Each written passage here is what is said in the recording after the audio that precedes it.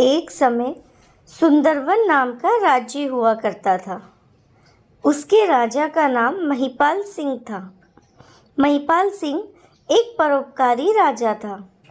उसने हमेशा अपनी प्रजा के हितों को सबसे ऊपर रखा था। प्रजा की रक्षा और कल्याण के लिए वह कुछ भी कर सकता था। वह प्रजा के दुखों को उतनी ही गहराई से महसूस करता था जैसे उसका खुद का दुख हो। वह रात दिन बस जन कल्याण में ही लगा रहता था। ऐसे में उसे प्रभु भक्ति का बिल्कुल भी समय नहीं मिलता था। जो दिन रात बस प्रजा के कल्याण में ही लगा रहेगा, उसको प्रभु भक्ति का कहाँ समय मिलेगा। ऐसा ही महिपाल सिंह के साथ भी हो रहा था। वह भगवान की पूजा पाठ स्मरण कुछ नहीं कर पाता था। एक बार एक सुबह राजा महिपाल जंगल की तरफ भ्रमण के लिए जा रहे थे।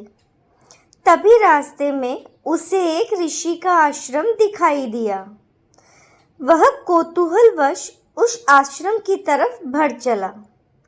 आश्रम के अंदर एक ऋषि विराजमान थे। राजा उनको प्रणाम करके उनके सामने जाकर बैठ गए। राजा ने देखा कि ऋषि के हाथ में एक बड़ी सी किताब थी। राजा ने उस किताब को देखकर ऋषि से पूछा कि महाराज, आपके हाथ में क्या है? तब ऋषि बोले कि हे राजन, यह केवल मात्र किताब ही नहीं है, बल्कि इसमें उन सभी व्यक्तियों का लेखा जोखा है जो प्रभु भक्ति में लीन रहते हैं। यह सुनकर राजा बहुत ही निराश हो गया। फिर भी उन्होंने ऋषि से कहा कि कृपया इस किताब में देखिए कि मेरा नाम है या नहीं। ऋषि ने किताब के पन्ने पलटने शुरू किए। शुरू से लेकर अंत तक पन्ने पलटे, लेकिन उसमें कहीं भी राजा महिपाल सिंह का नाम नहीं था। यह सब सुनकर राजा को खुद पर बहुत दुख आया। मानव जीवन एक बार मिलता है, लेकिन वह प्रभु का स्मरण नहीं कर पा रहे हैं। कुछ दिन तक तो राजा का मन बहुत अशांत रहा, दुखी रहा, लेकिन अपनी प्रजा की सेवा में लगकर वह इस दुख को भी भूल गए और फिर उसी जोश के साथ अपनी प्रजा की सेवा करने लगे। ऐसा काफी समय तक चलता रहा। राजा भी इस बात को भूल गए। काफी दिन बीतने के बाद एक बार फिर राजा वन की तरफ निकल चले और उन्हें वही ऋषि के दर्शन हुए, लेकिन इस बार उनके हाथ में कोई और ही किताब थी। कौतूहलवश राजा ने फिर ऋषि से पूछा, हे ऋषिगण, आज आपके हाथ में यह कौन सी किताब है? कृपया करके उत्तर दीजिए।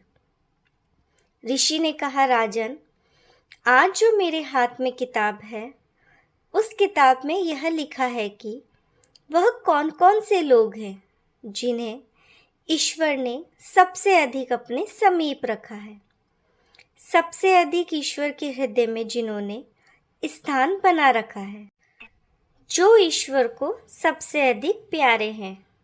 राजा ने सोचा, मैं तो प्रभु भक्ति नहीं कर पाता हूँ, तो मेरा नाम तो इसमें होगा ही नहीं। पर फिर भी न जाने क्यों राजा ने ऋषि से पूछ ही लिया, कृपया करके बताइए कि इस पुस्तक में मेरा नाम है या नहीं। ऋषि ने किताब के पन्ने पलटने शुरू किए तो उसमें राजा का नाम था। राजा को बहुत ज़्यादा आश्चर्य हुआ। उन्होंने ऋषि से कहा, ऋषिदेव, मेरा नाम इस किताब में कैसे है? मैं तो मंदिर भी नहीं जा पाता हूँ, पूजा भी नहीं कर पाता हूँ। तब ऋषि ने राजा को समझाया कि हे राजा, मैं मानता हूँ, मनुष्य को अपने जीवन में प्रभु की भक्ति जरूर करनी चाहिए। प्रभु का जप, नाम, स्मरण अपने जीवन में जरूर करते रहना चाहिए। लेकिन जो लोग बिना किसी स्वार्थ के दूसरों की सेवा करते हैं, उससे बड़ी पूजा तो कोई हो ही नहीं सकती है। तुम तो ईश्वर को सबसे अधिक प्रिय हो, क्योंकि तुम उसी के बनाए हुए प्राणियों की सेवा कर रहे हो। इससे बड़ी पूजा तो प्रभु की कौन ही कर सकता है, जो तुम कर रहे हो दूसरों की सेवा करके। राजा महिपाल सिंह को जीवन की सबसे बड़ी सीख मिल चुकी थी। दूसरों का हित करना एक ऐसी भावना होती है जो हर किसी के दिल में नहीं होती। ऋषि दधीची ने अपनी हड्डियां दान कर दी थी। यह एक महान परोपकार का ही उदाहरण है। दूसरों की सच्ची सेवा राजा कर रहा था, तो वह तो प्रभु को प्रिय होना ही था। हमें प्रभु भजन करना चाहिए, नाम और स्मरण करना चाहिए, जप भी करना चाहिए। लेकिन अपने कर्तव्य के कारण हम ऐसा नहीं कर पा रहे हैं तो दुखी होने की कोई बात नहीं है, क्योंकि जन सेवा करके हम ईश्वर की ही सेवा कर रहे हैं और यही सबसे बड़ा पुण्य भी है। उम्मीद है आपको यह कहानी जरूर पसंद आई होगी, जो हमें यह बताती है कि इस संसार में सबसे बड़ा पुण्य परोपकार ही है। वीडियो पसंद आई हो तो वीडियो को शेयर कीजिएगा। कमेंट बॉक्स में कमेंट करके अपने विचार भी जरूर दीजिए। मिलते हैं एक और नई वीडियो के साथ। तब तक खुश रहिए, स्वस्थ रहिए।